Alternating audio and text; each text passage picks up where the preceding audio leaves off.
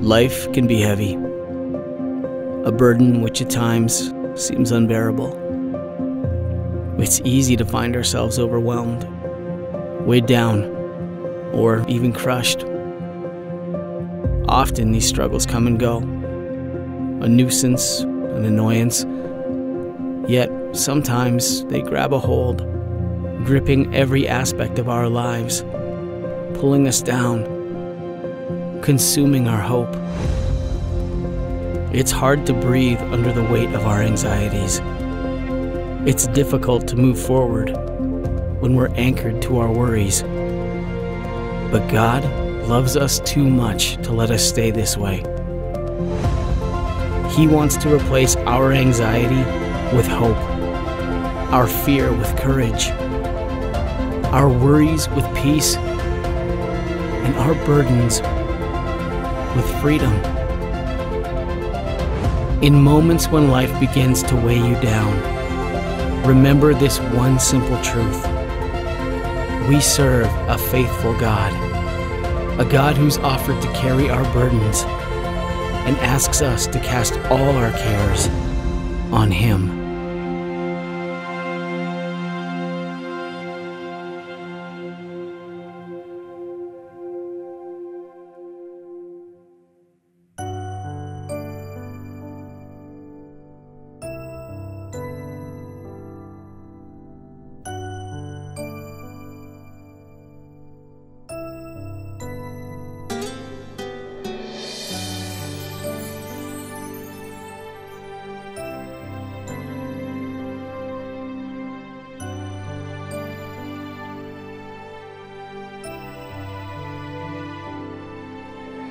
Tak usah ku takut, Allah menjagaku. Tak usah ku bimbang, Yesus peliharaku.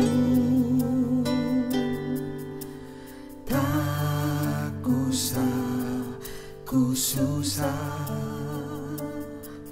Roh Kudus hiburku. Tak usah ku cemas, Dia memberkatiku.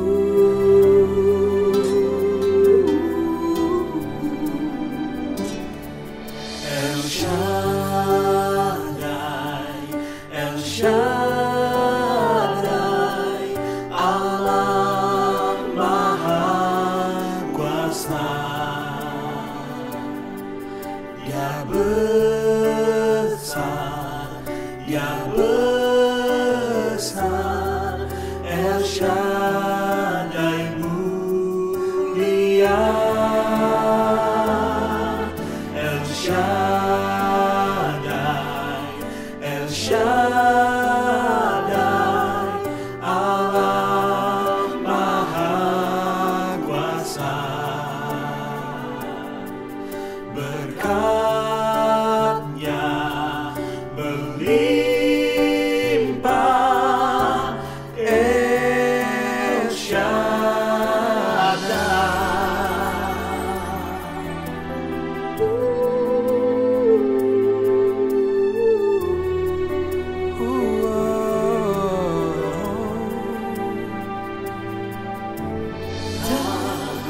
Usah kau takut, Allah menjagamu. Tak usah kau bimbang, Yesus peliharamu. Tak usah kau susah, Roh Kudus hiburmu. Tak usah kau cemas,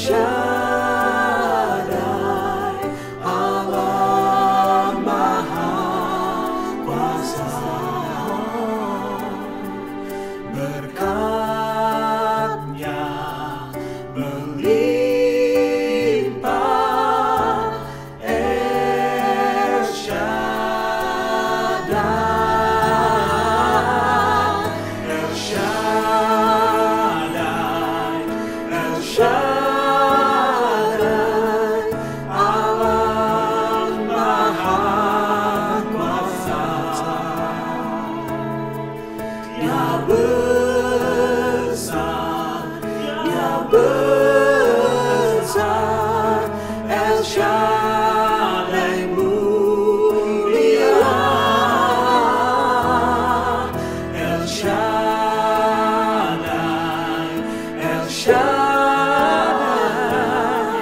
Allah Maha Kuasa, berkat-Nya melimpah. El Shaddai, berkat-Nya melimpah.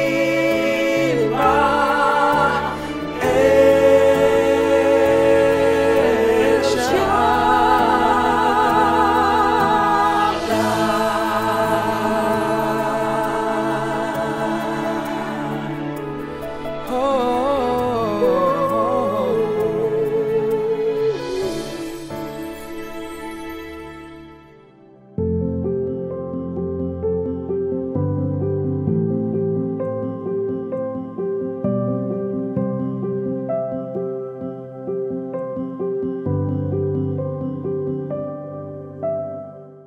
Selamat hari Minggu Bapak Ibu, selamat kita ketemu lagi dalam ibadah online dari NLCC Indonesia hari ini, tanggal 8 Juni 2025. Hari ini kita akan melanjutkan seri khotbah belajar tentang emosi-emosi yang menghancurkan pertumbuhan rohani. Dan hari ini atau minggu ini kita sampai kepada topik yang kedua atau emosi yang kedua, yaitulah tentang ketakutan dan kekhawatiran. Ingat, minggu lalu kita belajar emosi yang pertama atau topik yang pertama itu tentang amarah atau kemarahan. Dan hari ini sehubungan dengan topik tentang ketakutan dan kekhawatiran, kita akan belajar juga dari seorang tokoh terkenal, tokoh besar dalam Alkitab, khususnya dalam Perjanjian Lama, itulah Nabi Elia. Dasar firman Tuhan sebagai landasan renungan atau khotbah saya hari ini terambil dari 1 Raja-Raja pasal 19 ayat 1 sampai 14. Sekali lagi, 1 Raja-Raja 19 ayat 1 sampai 14. Saya bacakan buat Bapak Ibu, buat kita semua. Bapak Ibu bisa perhatikan membaca di Alkitab Bapak Ibu. 1 Raja-Raja pasal 19 ayat 1 sampai 14. Demikian firman Tuhan. Ketika Ahab memberitahukan kepada Isabel segala yang dilakukan Elia dan perihal Elia membunuh semua nabi itu dengan pedang, maka Isabel menyuruh seorang suruhan mengatakan kepada Elia, "Beginilah kiranya para Allah menghukum aku, bahkan lebih lagi daripada itu jika besok kira-kira pada waktu ini aku tidak membuat nyawamu sama seperti nyawa salah seorang dari mereka itu." Maka takutlah ia, Nabi Elia maksudnya, lalu bangkit dan pergi menyelamatkan nyawanya. Dan setelah sampai ke Bersheba, yang termasuk wilayah Yehuda, ia meninggalkan bujangnya di sana. Tetapi ia sendiri masuk ke padang gurun sehari perjalanan jauhnya, lalu duduk di bawah sebuah pohon arar.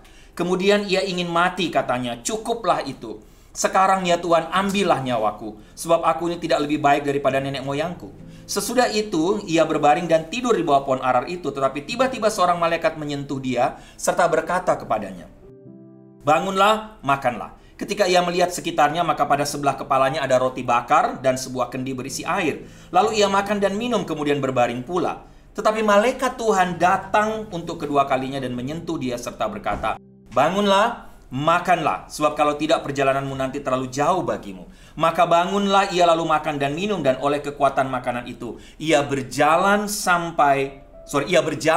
40 hari 40 malam lamanya sampai ke gunung Allah, yakni gunung Horeb. Ayat 9. Di sana masuklah ia ke dalam sebuah gua dan bermalam di situ. Maka firman Tuhan datang kepadanya demikian, "Apakah kerjamu di sini, hai Elia?" Jawabnya, "Aku bekerja segiat-giatnya bagi Tuhan Allah semesta alam, karena orang Israel meninggalkan perjanjianmu, meruntuhkan mezbah-mezbahmu, dan membunuh nabi-nabimu dengan pedang. Hanya aku seorang dirilah yang masih hidup, dan mereka ingin mencabut nyawaku."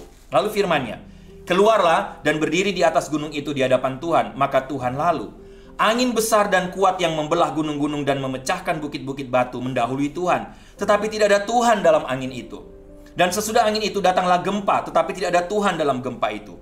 Dan sesudah gempa itu datanglah api, tetapi tidak ada Tuhan dalam api itu. Dan sesudah api itu datanglah bunyi angin sepoi-sepoi basah. Segera sesudah Elia mendengarnya, ia menyelubungi mukanya dengan jubahnya, lalu pergi keluar dan berdiri di pintu gua itu. Maka datanglah suara kepadanya yang berbunyi, "Apakah kerjamu di sini, hai Elia?" Jawabnya, "Aku bekerja segiat-giatnya bagi Tuhan Allah semesta alam, karena orang Israel meninggalkan perjanjianmu, meruntuhkan mezbah-mezbahmu, dan membunuh nabi-nabimu dengan pedang. Hanya aku seorang diri lah yang masih hidup, dan mereka ingin mencabut nyawaku." Bapak Ibu, sebelum kita lihat lebih jauh dan belajar sama-sama bagian firman Tuhan ini, mari kita tundukkan kepala, kita berdoa. Tuhan, kami bersyukur, terima kasih karena hari ini kami ada waktu lagi untuk duduk diam di sekitar firman-Mu, mendengarkan suara-Mu melalui kebenaran firman Tuhan hari ini. Hamba berdoa, kiranya melalui topik yang kedua tentang ketakutan dan kekhawatiran, ketika kami belajar dari kisah Nabi Elia ini, bagian ini atau firman Tuhan, kisah ini yang sudah menjadi berkat menguatkan hamba, yang akan hamba share pagi hari ini. Doa hamba kiranya juga menjadi berkat, menguatkan semua Bapak Ibu yang sedang mendengarkan, yang sedang mengikuti ibadah online hari ini. Melalui firman Tuhan hari ini, mereka mendapatkan kekuatan baru dari Engkau. Mereka mendapatkan pengharapan dari Engkau. Khususnya ketika mereka juga sedang dilanda dengan kekhawatiran, ketakutan akan hal-hal tertentu dalam hidup mereka. Berfirman dan bersabdalah Tuhan, karena kami sudah siap untuk mendengarkan suara-Mu. Dalam nama Tuhan Yesus kami berdoa. Amin. Baik, Bapak Ibu. Mengawali khotbah saya hari ini, saya membaca atau ingin membacakan sebuah artikel. Dalam sebuah artikel di majalah Time yang berjudul, Mengapa Kita Khawatir Tentang Hal-hal yang Tidak Seharusnya Kita Khawatirkan, Jeffrey Klager menulis, sebagai manusia, kita bangga menjadi satu-satunya spesies yang memahami konsep resiko. Namun, kita memiliki kebiasaan yang membingungkan, yaitu apa?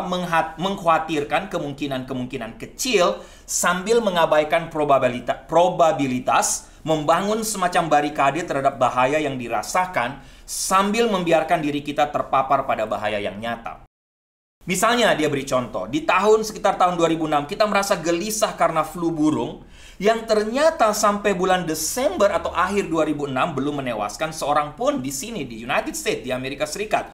Tetapi harus dibujuk untuk mendapatkan vaksinasi flu biasa yang ternyata menyebabkan kematian kurang lebih 36.000 orang Amerika setiap tahunnya waktu itu. Para pilot dengan pengalaman terbang yang semakin banyak biasanya memilih naik mobil saat bepergian jarak jauh tanpa menghiraukan fakta bahwa paling banyak sekitar 100 orang yang meninggal dalam kecelakaan pesawat komersial di Amerika dalam setahun dibandingkan dengan 44.000 orang yang meninggal dalam kecelakaan kendaraan bermotor di negara ini. Kita sangat ketakutan atas patogen sapi gila yang mungkin ada di setiap hamburger atau burger yang kita makan, tapi kita tidak pernah khawatir atau terlalu khawatir tentang kolesterol yang menyebabkan penyakit jantung yang membunuh 700.000 orang setiap tahunnya. Pembeli masih memandang penuh curiga pada sekantong bayam karena takut adanya bakteri E. coli saat mengisi keranjang belanja mereka, daripada dengan kentang goreng atau fries yang berlemak dan nachos yang sodiumnya begitu tinggi dari fast food restoran di mana mereka beli. Bapak Ibu, apalagi Kluger tulis, kita memasang filter pada keran, memasang ionizer udara di rumah kita, dan membasahi diri kita atau mencuci diri kita, melap diri kita dengan sabun-sabun antibakterial. Pada saat yang sama, 20% dari semua orang dewasa masih merokok. Hampir 20% pengemudi dan lebih dari 30% penumpang kursi belakang tidak menggunakan sabuk pengaman. Itu tidak pernah kita khawatirkan, tidak pernah kita takut akan hal itu. Bapak Ibu, singkatnya adalah, karena ketakutan kita akan bahaya, maka kita akan berpikir bahwa kita cukup pandai untuk membedakan resiko yang paling mungkin mencelakai kita daripada resiko yang secara statistik tidak mungkin terjadi. Tapi rupanya Bapak Ibu, kita selalu salah. Tapi itulah yang dilakukan oleh ketakutan dan kecemasan. Kita harus hati-hati Bapak Ibu. Sekarang mari kita kembali kepada kisah Nabi Elia tadi Bapak Ibu dalam 1 Raja-Raja pasal 19 tadi. Yang selalu saya pertanyakan adalah bagaimana mungkin seorang dengan iman yang tidak tertandingi seperti Nabi Elia yang dapat melakukan mujizat, bisa mendengarkan suara Tuhan, kehilangan harapan dan ingin menyerah dalam satu kondisi. Apa yang saya sampaikan tadi Bapak Ibu, atau skenario tadi, kisah tadi itu terjadi dalam kisah seorang nabi besar dalam perjanjian lama, itulah Nabi Elia. Meskipun Elia begitu berani dan kuat dalam iman dan pelayanannya, Bapak Ibu, ternyata ia mengalami saat-saat di mana ia juga merasakan keraguan akan kuasa dan kasih Tuhan. Yang akhirnya membawa Elia ke satu titik di mana dia bilang dalam 1 Raja-Raja 19 tadi ayat 4, aku ingin mati rasanya. Saya yakin kondisi ini sangat familiar juga dengan kita Bapak Ibu. Kembali lagi minggu lalu, seperti Daud yang juga adalah manusia biasa, yang sama dengan kita saya sampaikan minggu lalu. Seorang tokoh besar, seorang yang punya iman luar biasa, berjuang dengan rasa marah. Maka di sini Bapak Ibu terlihat Elia pun sama dengan kita. Dia bukan manusia super, dia juga manusia biasa. Dia juga bergumul dan berjuang dengan emosi-emosi tertentu. Dan pada kisah ini, Elia pun berjuang bergumul dengan yang namanya kekhawatiran dan ketakutan. Waktu pertama kali saya tahu bahwa saya mengidap anxiety disorder Bapak Ibu, kira-kira 20-21 tahun lalu. Saya juga rasanya tidak bisa terima. Bagi saya waktu itu hanya orang-orang yang tidak beriman yang bisa takut, bisa khawatir. Tidak buat saya sebagai orang Kristen, apalagi sebagai hamba Tuhan. Kenapa saya bisa takut? Berarti saya orang yang tidak punya iman sama sekali. Tapi Bapak Ibu, ketika saya membaca kisah Nabi Elia ini, saya benar-benar secara pribadi dikuatkan. Saya terhibur. Hamba Tuhan sebesar Elia pun masih saja bisa khawatir dan takut. Apalagi saya. Apalagi kita semua. Doa saya cerita ini bisa menjadi berkat menguatkan kita semua lagi. Bapak Ibu, sekali lagi demikian juga dengan kita. Kita pun masih terus bergumul dengan keraguan, dengan stres, dengan ketakutan, kecemasan, khawatir, depresi mungkin. Ketika kita berjalan bersama Tuhan sebagai orang percaya yang beriman kepada Tuhan, kita pun masih bisa mengalami emosi-emosi tadi. Lihat Elia. Dia pun berjuang melawan masalah kesehatan mental walaupun dia tahu sepenuhnya tentang keberadaan dan kebesaran Tuhan yang Maha Kuasa. Walaupun dia tahu siapa Tuhan yang dia sembah. Tuhan yang dia sembah adalah Allah yang Maha Kuasa. Bahkan dia pun terkagum-kagum akan kebesarannya. Dia dipakai Tuhan secara luar biasa untuk membuat tanda-tanda ajaib pada masa itu. Tapi Elia pun masih terus berjuang dengan rasa takut. Kenapa Bapak Ibu? Kenapa? Terkadang kita sebagai orang-orang beriman sepertinya melakukan hal-hal yang tampaknya tidak masuk akal, atau boleh dikatakan tidak dapat dipahami atau dimengerti oleh sebagian orang. Mereka lupa kalau kita ini juga manusia berdosa. Hamba Tuhan juga adalah manusia berdosa yang telah kehilangan kemuliaan Allah. Sebagai manusia berdosa, kita seringkali lebih condong pada emosi dan perasaan kita, terutama pada rasa takut daripada kuasa Tuhan. Elia mendengarkan perkataan Isabel yang menimbulkan kepanikan yang mengancam hidupnya, alih-alih mempercayai Tuhan dan janji-janji Tuhan dalam hidupnya. Bapak Ibu lihat pasal 19 ayat 2, maka Isabel mengirim seorang utusan kepada Elia dengan pesan, biarlah para Allah menghukum aku bahkan lebih dari itu jika besok kira-kira waktu ini aku tidak membuat nyawamu sama seperti nyawa salah seorang dari mereka. Dalam ayat berikutnya kita melihat sang Nabi Elia begitu ketakutan dan berlari menyelamatkan diri ke padang gurun. Percaya kepada perkataan Isabel daripada percaya akan janji Tuhan, akan kuasa Tuhan. Dan Bapak Ibu, dari kisah Nabi Elia ini saya menemukan ada beberapa hal menarik, tapi sekaligus dapat menjadi pelajaran berharga untuk kita. Paling tidak untuk saya akan saya share kepada Bapak Ibu hari ini. Pelajaran yang saya yakin dapat menjadi kekuatan untuk kita semua. Tanpa terkecuali saya sebagai hamba Tuhan, khususnya ketika kita sedang dilanda kekhawatiran dan ketakutan dalam bentuk apapun, terhadap apapun. Yang pertama Bapak Ibu, saya melihat atau belajar bagaimana reaksi Tuhan terhadap kekhawatiran dan ketakutan Elia pada waktu itu. Tapi saya yakin reaksi Tuhan akan tetap sama kepada kita sampai hari ini. Khususnya ketika Bapak Ibu dan saya ketika kita dalam kekhawatiran dan ketakutan. Reaksi Tuhan terhadap keraguan, ketakutan, dan kekhawatiran kita Bapak Ibu mengejutkan saya waktu membaca kisah ini. Waktu Nabi Elia diserang ketakutan yang luar biasa karena perkataan Isabel yang ingin membunuhnya dan lari ke Batsheba, apa yang dilakukan Tuhan? Tuhan mengirim malaikat untuk menjaga Elia dan memberinya makanan dan minuman. Kemudian Tuhan mengizinkan dia tidur. Malaikat itu datang untuk kedua kalinya dan memberikan makanan lagi kepada Elia. Dan Bapak Ibu, yang menarik dan mengejutkan adalah karena makanan yang diberikan Tuhan itu, Elia dapat melakukan perjalanan selama 40 hari 40 malam ke depan, ke Gunung Horeb, gunung Tuhan. Betapa sabarnya Tuhan terhadap Elia. Dan Bapak Ibu ingat, kesabaran Tuhan masih sama sampai hari ini. Tuhan masih sabar juga terhadap kita, terhadap Bapak Ibu dan saya. Contoh praktis Bapak Ibu. Sebagai orang tua, banyak kali kita sudah menyuruh atau memerintahkan anak-anak kita untuk tidur contohnya. Ya. Tapi anak-anak kita juga tahu bahwa walaupun kita orang tua mereka sudah memerintahkan mereka untuk masuk ke kamar, untuk tidur dan istirahat. Tapi Bapak Ibu, bagi mereka tetap bisa datang kepada kita sebagai orang tuanya anytime. Khususnya ketika mereka ingin cerita tentang luka atau tentang sakit hati, tentang emosi mereka yang mereka alami selama 1 hari di sekolah. Ketika mereka menghadapi persoalan, mereka akan tetap datang kepada kita sebagai orang tua untuk mencurahkan isi hati mereka. Apa yang mereka rasa. Dan mereka ingin menemukan penghiburan, kehangatan dalam pelukan kita. Bukankah seperti itu Bapak Ibu? Tapi saya akui Bapak Ibu, terkadang saya tidak menunjukkan kesabaran, pengampunan, dan pengertian yang sama terhadap anak-anak saya yang masih kecil kalau mereka ingin datang kepada saya kalau saya sudah memberikan perintah mereka untuk tidur. Saya tidak ada kesabaran, pengampunan, Bapak Ibu, pengertian yang sama atas pelanggaran-pelanggaran kecil yang mereka lakukan. Sebagaimana Tuhan mengerti atau bereaksi terhadap Elia pada waktu itu. Saya pun banyak kali gagal. Tidak bisa Bapak Ibu seperti itu. Saya tidak tahu dengan Bapak Ibu, tapi mengingat momen-momen seperti itu, saya semakin mengerti tentang Tuhan kita. Tentang siapa Tuhan. Dan itulah yang Tuhan lakukan untuk Elia. Dan apa yang terus-menerus akan Tuhan lakukan untuk kita. Kita selalu gagal dan gagal Bapak Ibu, tapi Tuhan dia tetap mengasihi kita. Dia sudah membuktikan pemeliharannya kepada kita ribuan kali. Tapi kita mungkin masih saja khawatir dan takut. Tetapi dia masih terus datang, terus menghibur kita dengan penuh kesabaran. Itulah Tuhan kita. Bapak Ibu, saya punya satu kesaksian. Ada pasangan suami istri teman baik saya dan Ibu Sarah. Kami berempat sering ngumpul dan sharing tentang pergumulan keluarga masing-masing dan berdoa bersama. Satu waktu tidak tahu kenapa mereka lama sekali tidak kontak kami. Tapi tiba-tiba satu malam saya dapat mimpi tentang mereka berdua. Saya cerita ke Ibu Sarah dan Ibu Sarah waktu langsung katakan cepat kontak mereka. Mungkin mereka sedang dalam pergumulan. Mungkin mereka sedang membutuhkan doa-doa kita. Dan Bapak Ibu rupanya benar.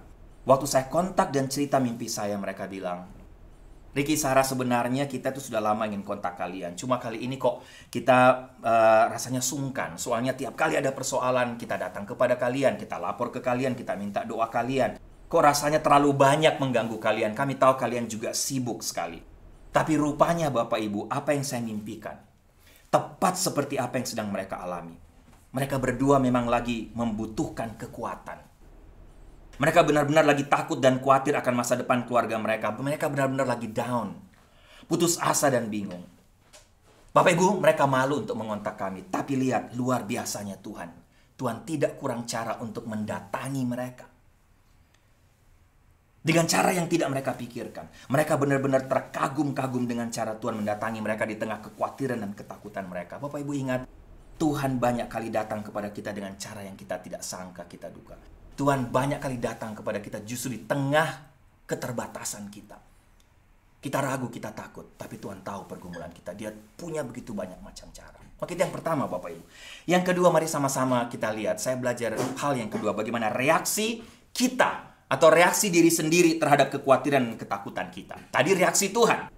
Pertanyaan untuk kita semua pagi ini. Bagaimana reaksi diri kita sendiri ketika kekhawatiran dan ketakutan itu datang menyerang kita? Kira-kira mampukah kita bereaksi yang sama seperti ketika Tuhan mendatangi Elia, Bapak Ibu? Dalam arti, apakah kita juga sabar dan memberi kasih karunia kepada diri kita sendiri? Pak Riki, apa maksudnya? Atau bagaimana caranya? Bapak Ibu perhatikan apa yang diri kita sendiri butuhkan. Apa yang kita butuhkan ketika kita punya banyak pergumulan, ketika kita diserang dengan ketakutan, kekhawatiran. Misalnya, pernah nggak Bapak Ibu pakai cara ini? Bereaksi seperti ini, ambil waktu tenang, berdiam diri. Istirahat dari segala kesibukan kita dan mengambil waktu lebih banyak dengan Tuhan. Lebih banyak mendengar suara Tuhan berbicara kepada kita. Coba kurangi speed, kecepatan kita dan berbagai beban berat yang sedang kita hadapi. Coba kurangi speed, kecepatan lari kita dalam menyelesaikan tiap-tiap tugas kita. Tugas-tugas rutin kita tiap-tiap hari. Saya tidak tahu dengan Bapak Ibu, tapi seperti yang saya dan Ibu Sarah sharing di acara retreat kita yang lalu, bulan yang lalu. Ini juga menjadi pergumulan saya dan Ibu Sarah sebagai hamba Tuhan. Rasanya sulit sekali untuk mengurangi kecepatan atau laju kerja kami, apalagi mengurangi pekerjaan dan tanggung jawab dalam pelayanan yang begitu banyak. Nah, Sisi Indonesia, prayer team, global outreach, dan lain sebagainya. Belum lagi misi-misi kami di Indonesia. Kalau bisa justru sebaliknya, semuanya ingin dikerjakan sendiri. Selalu merasa mampu mengerjakan semuanya. Tapi Bapak Ibu, tanpa kami berdua sadari, sebenarnya kami berdua sedang menambah beban semakin berat untuk kita pikul, untuk kami pikul. Tanpa kita sadari tubuh kita secara fisik maupun mental kita overload. Tetapi banyak kali ketika kami berusaha melawannya dengan cara mengambil waktu, diam sejenak, mengambil waktu libur sebentar, paling tidak sehari, tidak menjawab email, tidak mengangkat telepon, menghentikan sejenak job list atau jadwal kerja yang never ending tadi. Sangat terasa kalau boleh saya katakan level kortisol kami menurun. Ketegangan, kekhawatiran, dan level stres itu mungkin tidak hilang, tapi paling tidak berkurang levelnya. Dan membuat kami lebih tenang. Bapak Ibu, dalam bukunya Out of the Cave, seorang hamba Tuhan bernama Chris Hodges mengemukakan gagasan yang sama saat ia menggambarkan tentang mengapa sampai bisa terjadi penurunan drastis dari Elia, seorang nabi Tuhan yang perkasa, menjadi Elia, penghuni gua di padang gurun yang ingin mati, ingin bunuh diri pada waktu itu. Chris melanjutkan ceritanya, Elia baru saja menempuh perjalanan bermil-mil jauhnya. 95 miles kira-kira 150 km dari Yisrael ke Beerseba. Dia berjalan beberapa bulan lamanya melarikan diri dari ancaman yang dilontarkan oleh Isabel, seorang wanita jahat. Yang baru saja kehilangan muka dalam pertikaian pembakaran nabi-nabi Baal, Bapak Ibu. Bertanding dengan Nabi Elia. Namun, Bapak Ibu, yang saya lihat di sini adalah Tuhan tidak datang untuk memarahi Elia. Tuhan tidak datang untuk membuat Elia lebih down. Tidak datang untuk menghukum Elia. Tidak datang untuk memarahi Elia. Dengan kata-kata, dasar kamu pengecut Elia. Apa yang kamu lakukan di bawah semak-semak di padang gurun ini? Ayo bangun. Bangkit kembali. Kamu nabi besar, kenapa kamu menjadi seperti sekarang ini, seperti seorang anak kecil? Tidak, Bapak Ibu. Tuhan justru datang menyediakan kebutuhan Elia yang paling mendesak dan mendasar. Tuhan tidak mengutuknya, sama sekali tidak. Bagaimana dengan kita? Bagaimana dengan Bapak Ibu dan saya? Sekali lagi, apa reaksi kita ketika kita dilanda ketakutan dan kekhawatiran? Bapak Ibu, saya yakin sangat berat bagi kita untuk memberikan belas kasihan kepada diri kita sendiri. Yang terjadi selalu sebaliknya, kita makin memperberat beban kita. Kalau kita masih mau terus berjalan dengan speed yang sama, kita justru menambah beban dalam hidup kita. Apalagi Bapak Ibu, dengan cara apalagi? Menyalahkan diri sendiri mungkin. Mencap diri kita pecundang. Memberi tuduhan, kamu tidak ada harapan lagi, hopeless, buat apa lagi kamu melayani, buat apa kamu hidup. Dan akhirnya menyerah dan berkata seperti Elia, Tuhan ambil saja nyawaku, aku menyerah, lebih baik aku mati saja. Bapak Ibu, lihat apa yang terjadi dengan Elia.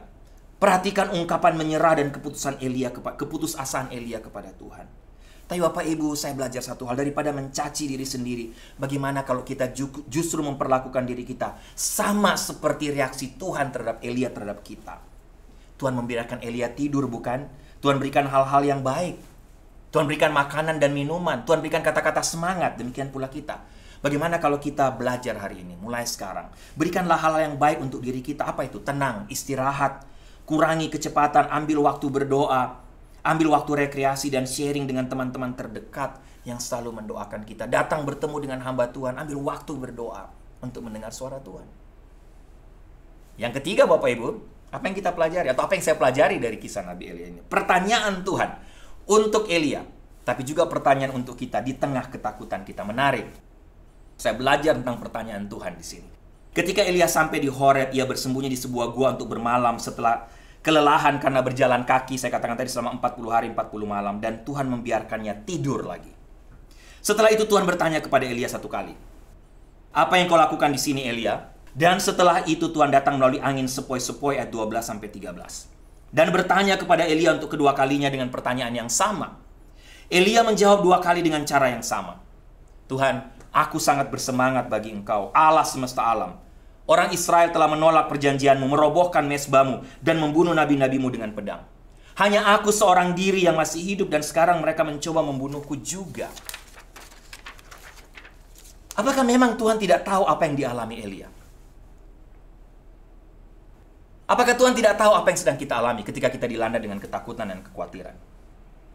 Bapak Ibu, saya yakin Tuhan tahu jawabannya, karena Dia Allah yang Maha Tahu. Dia mengenal kita semua. Dia tahu, sama seperti Dia tahu di mana Adam dan Hawa berada ketika Adam dan Hawa bersembunyi di Taman Eden, ketika mereka sudah berdosa kepada Tuhan. Sekarang pertanyaannya, mengapa Tuhan bertanya? Mengapa Tuhan bertanya kepada Elia? Sekali lagi Bapak Ibu, saya tidak tahu dan Bapak Ibu, tapi saya sebagai orang yang sering takut dan khawatir secara berlebihan, sebagai pengidap anxiety disorder, banyak kali mengalami hal yang sama seperti yang dialami Elia, Bapak Ibu. Setiap kali saya diserang ketakutan dan kekhawatiran yang hebat, selalu saja ada suara Tuhan datang kepada saya, yang bertanya kepada saya dengan suaranya yang lembut, Ricky, apa lagi yang kamu takuti?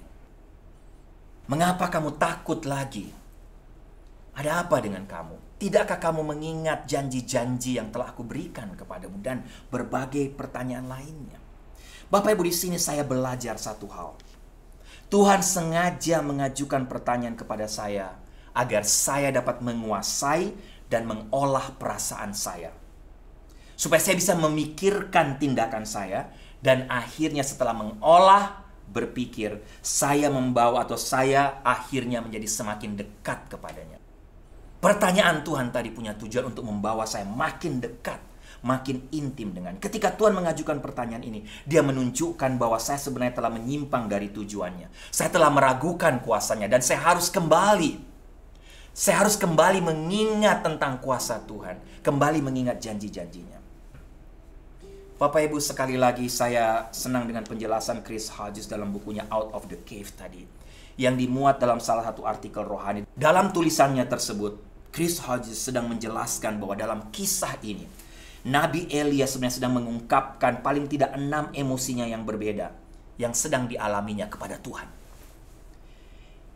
Dan jika kita mempelajari menurut Hodges, jika kita mempelajari ke-6 emosi tersebut, 6 emosi itulah yang sebenarnya merupakan bumbu dasar yang kalau diolah akan menghasilkan yang namanya depresi. Ini merupakan resep dasar dari depresi. Apa saja 6 emosi dasar itu Bapak Ibu kira-kira? Menurut Hodges, ketakutan, keputusasaan, harga diri yang rendah, termasuk kemarahan, kesepian, dan kecemasan. Dan rupanya inilah semua 6 emosi yang bersatu dalam hidup atau dalam diri Elia pada waktu itu ketika dia sedang ketakutan. Sehingga tidak heran Bapak Ibu, Tuhan ingin Elia mengungkapkan seluruh emosinya. Tuhan memberikan waktu kepada Elia untuk mengungkapkan seluruh emosinya. Karena ke-6 emosi tadi bisa sangat membebani Elia. Dan ketika semuanya bertemu dalam satu kondisi Bapak Ibu, emosi-emosi tersebut dapat menciptakan racun yang lebih kuat, depresi, dan ingin mati rasanya alias bunuh diri. Dan itulah waktu di mana setan memakai emosi ketakutan dan kekhawatiran untuk menghancurkan pertumbuhan rohani kita. Kita bukannya makin dekat kepada Tuhan, tapi justru kita makin menjauh dari Tuhan. Bapak Ibu, sebelum Elia mengungkapkan emosi yang membuatnya tertekan dengan mencurahkannya kepada Tuhan, dia tidak akan mampu bergerak maju. Dia mungkin tidak akan mengalami pelepasan dari Tuhan. Sedemikian juga dengan kita hari ini. Jika Bapak Ibu, jika kita semua sedang mengalami ke-6 emosi tadi. Jika kita sedang khawatir, kita sedang takut, apapun kekhawatiran, apapun ketakutan Bapak Ibu hari ini, segeralah membawanya kepada Tuhan sebelum terlambat dan sekali lagi sebelum dipakai setan untuk menghancurkan iman dan membunuh kita. Bawa ketakutan dan kekhawatiran Bapak Ibu ke kaki Tuhan. Ingat kembali semua janji-janjinya. Ingat kembali semua mujizat-mujizat yang telah dia buat, dia kerjakan dalam hidup Bapak Ibu. Tuntutan hidup yang berat zaman sekarang, pergumulan demi pergumulan yang kita hadapi silih berganti. Pekerjaan, finansial, anak-anak, suami, istri, pelayanan, terkadang memberi kita semakin sedikit waktu untuk bisa berhenti dan melakukan evaluasi yang jujur tentang keadaan emosi kita. Sehingga Bapak Ibu ingat, melalui kisah Elia ini, Tuhan tetap sabar. Tuhan tidak pernah menghukum kita, menghujat kita. Dia tetap sabar mendatangi kita. Dan Tuhan tidak kekurangan cara untuk mendatangi kita, menguatkan kita ketika kita sedang takut dan khawatir. Tapi yang kedua ada langkah yang harus kita ambil.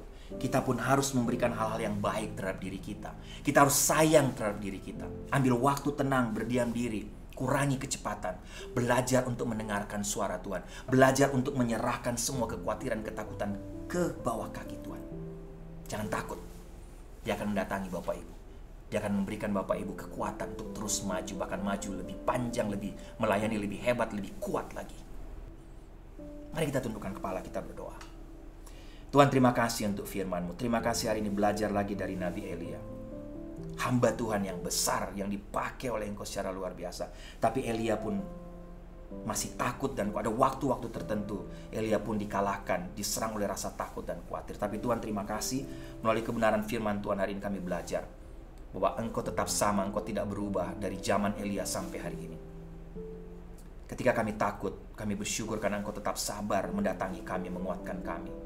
Tapi Tuhan tolong kami juga supaya ketika kami takut, khawatir, kami belajar untuk berdiam sejenak, mengambil waktu dengan Engkau, mendengar suara-Mu, membawa semua kekhawatiran, ketakutan kami di kaki-Mu, dan belajar untuk bergantung total kepada Engkau, untuk mengingat tiap janji-janji-Mu bagi kami.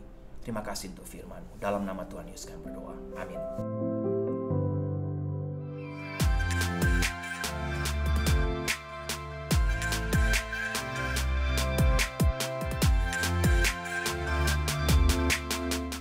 Bapak Ibu, doa saya kita diberkati lagi, dikuatkan lagi oleh kebenaran firman Tuhan hari ini, khususnya melalui kisah Nabi Elia, melalui 1 Raja-Raja pasal 19 ayat 1-14 tadi.